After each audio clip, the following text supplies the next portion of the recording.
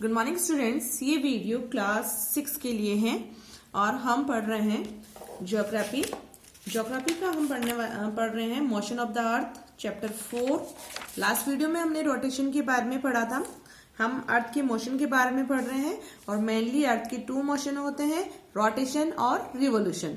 तो रोटेशन के बारे में हमने लास्ट वीडियो में पढ़ लिया है, जिसमें जो अर्थ जो होती है वो अपने एक्सिस पर स्पिन करती है, तो वो कहलाता है रोटेशन।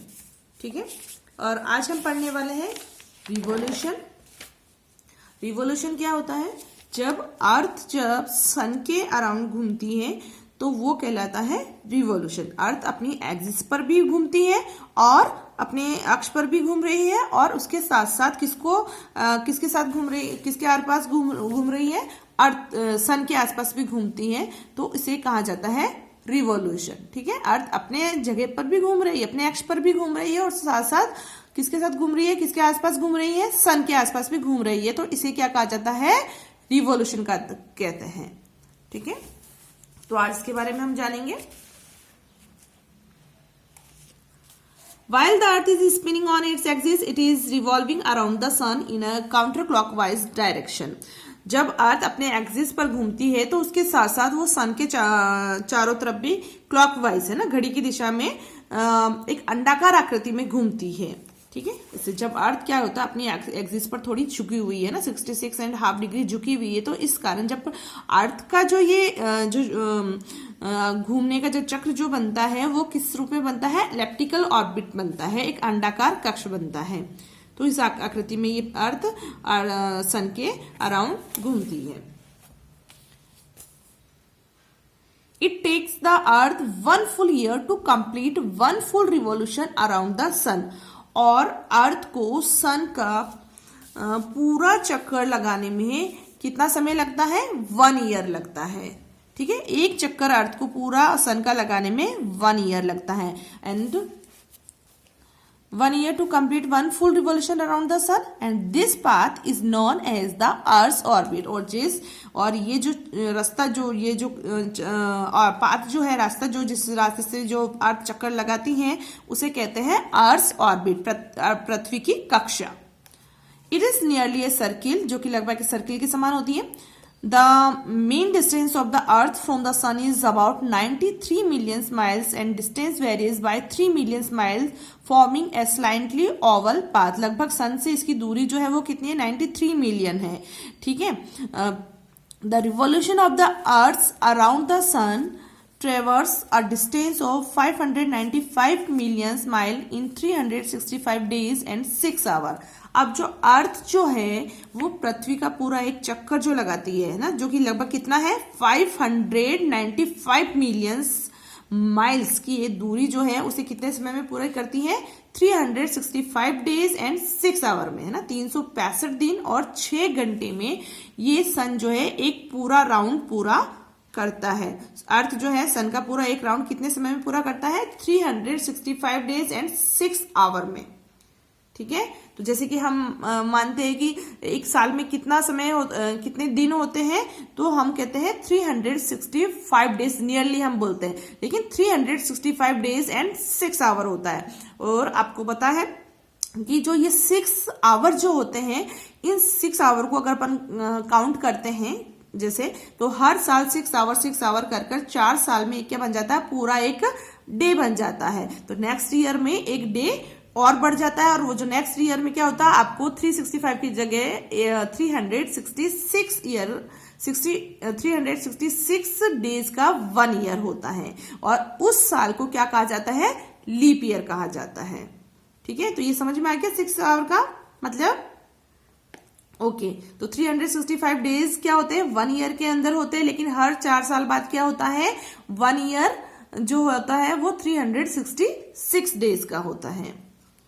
अब है this means a speed of 18 million a second. जब पृथ्वी को सन का जो चक्कर लगाने में जो कि कितनी दूरी है? 595 मिलियन मील दूरी ही है, उसे कितने समय में पूरा करती है? कितने सेकंड, मतलब कितना स्पीड से अर्थ घूमती है जब जाके वो उसका चक्कर लगाती है? तो 18 माइल्स अ सेकेंड, एक सेकेंड में 18 माइल्स जो है अर्थ घूमती है।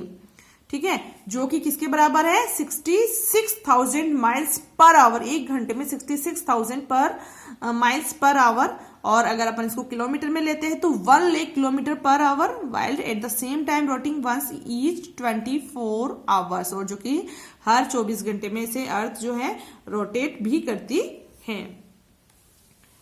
फिर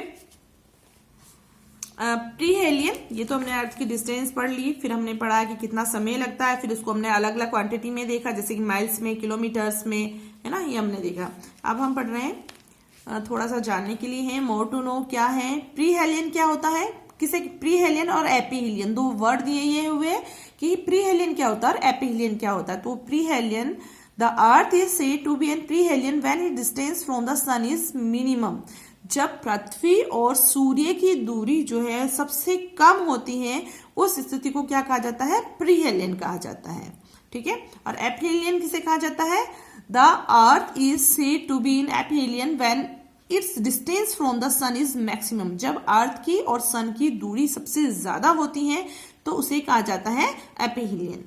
ठीक है, अब हम पढ़ने वाले हैं effects of revolution. Effects of revolution पढ़ने के पहले मैं आपको थोड़ा सा कुछ समझाना चाह रही हूं, तो वो देख लो। यहां पे मैंने आपको एक अर्थ का स्ट्रक्चर बनाया है, ठीक है, इमेजिनरी है ये, अर्थ का स्ट्रक्चर बनाया है और हमने अर्थ को डिवाइड करा है। ठीक है, ये भी इमेजिनरी लाइन होती है। तो सबसे पहले इसको कहते हैं हम 0 डिग्री इक्वेटर, जो कि अर्थ को हाफ हाफ में डिवाइड करती है, उसे कहते हैं इक्वेटर। क्या कहेंगे इसको, इक्वेटर। ठीक है, फिर अर्थ से अगर अपन इक्वेटर से 0 डिग्री इक्वेटर से हम 23.5 डिग्री अपन ऊपर जाते हैं तो इस लाइन को अपन कहते हैं ट्रॉपिक ऑफ कैंसर। ठीक है, देन नेक्स्ट है थोड़ा सा फिर अपन ऊपर जाते हैं 66.5 डिग्री अपन ऊपर जाएंगे नॉर्थ की तरफ। ठीक है, नॉर्थ की तरफ जा रहे हैं हम, तो उसे कहते हैं आर्कटिक सर्किल। क्या कहेंगे, आर्कटिक सर्किल।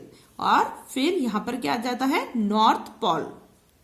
ठीक है, ये नॉर्थ हेमिस्फीयर आ जाता है। फिर इधर देखिएगा, इक्वेटर से हम साउथ की तरफ 23 डिग्री हाफ अगर अपन नीचे जाते हैं तो उसे कहते हैं ट्रॉपिक ऑफ कैप्रिकॉर्न।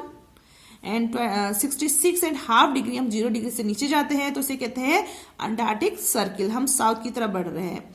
ठीक है, और लास्ट में क्या जाता है, साउथ पोल आ जाता है। ठीक है, जिसे हम साउथर्न हेमिस्फीयर भी कहते हैं। ओके, तो ये स्ट्रक्चर आपको समझ में आ गया, ये आपको समझना बहुत ज्यादा जरूरी है। अगर आपको ये समझ में आ जाएगा तो इसके इफेक्ट भी आपको अच्छे से समझ में आएंगे।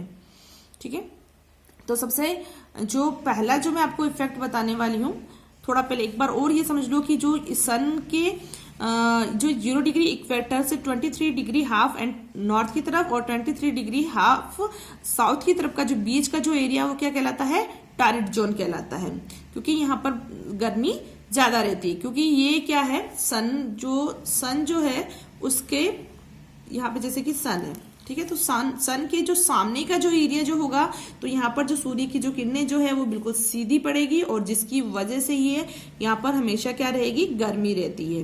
तो इसलिए ये जो एरिया जो है इक्वेटर के आसपास का एरिया है वो क्या कहलाता है, टॉरिड जोन कहलाता है।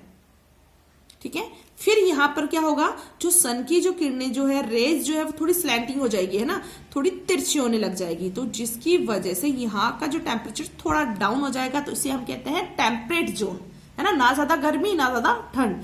ठीक है, तो उसे कहेंगे हम टेम्परेट जोन।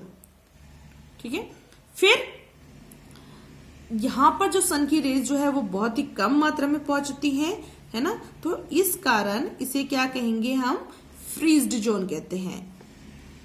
यहां पर हमेशा बर्फ जमी हुई रहती है, नॉर्थ पोल और साउथ पोल पर हमेशा बर्फ जमी हुई होती है, तो उसे कहा जाता है फ्रीज्ड जोन। ओके,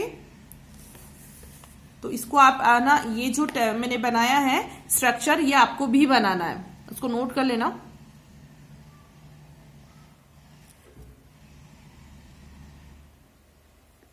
ओके,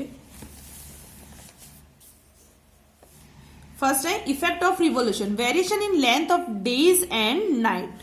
सबसे पहला जो इफेक्ट है रिवॉल्यूशन का, उसकी वजह से क्या होते हैं, जो दिन जो होते हैं वो लंबे, और वेरिएशन दिन और रात के बीच में, जैसे कि दिन बड़े हो रहे हैं, रातें छोटी हो रही हैं, है ना, या दिन छोटे हो गए, रात बड़ी हो रही है, ये किसकी वजह से होता है, ये रिवॉल्यूशन की वजह से होता है।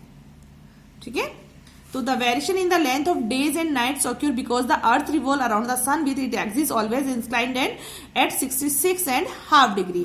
जो दिन और नाइट के जो उसमें जो लंबाई का जो समय जो है वो अलग अलग होता है, क्योंकि अर्थ क्या करता है, सन के चारों तरफ रिवॉल्व करता है। इसके अलावा ये हमने पढ़ा है कि जो अर्थ जो है वो अपने एक्सिस पर थोड़ा झुकी हुई है। आप ग्लोब देखेंगे ना तो उसमें भी आपको देखेंगे कि जो अर्थ जो है थोड़ा झुकी हुई है ना, तो 66.5 डिग्री थोड़ा अपने एक्स पर वो झुकी हुई है। At the equator the variation is minimum and the days and nights are equal in length throughout the year. और जो कि इक्वेटर जो है, यहाँ पर जो दिन और रात की जो लंबाई जो है वो हमेशा इक्वल होती है। मोस्टली यहाँ पर दिन और रात क्या होते हैं, बराबर होते हैं, क्योंकि यहाँ पर सूर्य की किरणें जो है वो हमेशा एक समान गिरती है, तो इस कारण यहाँ पर दिन और नाइट जो है वो इक्वल होते हैं मोस्टली। ठीक है, Away from the equator, the days are longer in summer and the nights are longer in winter। और क्या होता है, दिन के समय में समर के समय में जो दिन जो होते हैं वो लंबे होते हैं, और नाइट के समय में जो विंटर के समय में नाइट जो है वो लंबी होती है, रातें लंबी होती है सर्दियों में, और गर्मियों में दिन लंबे होते हैं। At the poles the variation is maximum. और जो पॉल पर क्या होता है, जो वेरिएशन जो होता है वो बहुत ज्यादा होता है, डिफरेंस जो होता है वो बहुत ही ज्यादा होगा। क्यों होगा, क्योंकि there is continuous daylight for 6 month during summer. क्योंकि समर के समय में यहाँ पर दिन लगभग 6 मंथ का यहाँ पर डे लाइट होती है, दिन होता है, and continuous darkness for 6 month during winter. और सर्दियों के समय में लगभग 6 मंथ की ही रात होती है, जो कि विंटर का समय होता है, सर्दियों का समय में होता है। तो आप देखेंगे कि जो इक्वेटर जो है यहाँ पर जो वेरिएशन बहुत कम होता है, मिनिमम होता है, क्योंकि डे और नाइट बराबर ही होते हैं, लेकिन नॉर्थ पोल और साउथ पोल पर जो सूर्य की किरणें बहुत ही कम पहुंच पाती हैं, तो इस कारण यहाँ पर दिन और जो दिन लगभग जो 6 मंथ के दिन हो जाते हैं और 6 मंथ की ही नाइट्स हो जाती हैं। ठीक है, तो ये किसकी वजह से हो रहा है, ये रिवॉल्यूशन की वजह से हो रहा है। ठीक है, ये आपको होमवर्क में बना लेना है इसको। आज का आपका यही होमवर्क है। Thank you.